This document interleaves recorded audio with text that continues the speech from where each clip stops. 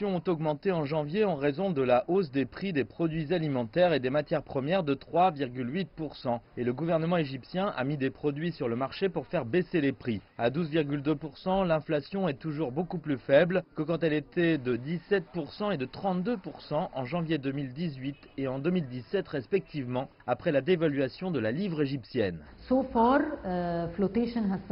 Jusqu'à maintenant, la flottaison a réussi à réaliser ses objectifs et les investisseurs sont plus confiants dans l'économie, la reprise de la croissance, l'emploi et les niveaux d'inflation qui suivront.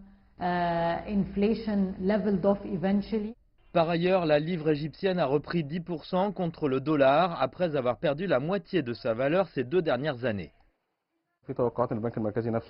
Les raisons sont que la Banque centrale égyptienne est intervenue sur le marché pour soutenir la livre contre le dollar.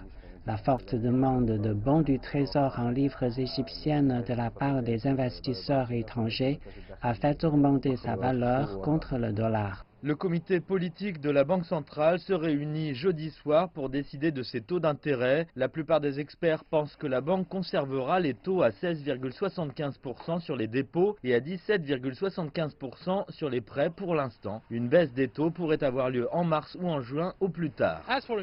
Pour ce qui est de l'inflation, on attend une amélioration en juillet, quand le gouvernement aura complètement levé les subventions sur l'essence conformément à un accord qu'il avait conclu avec le FMI.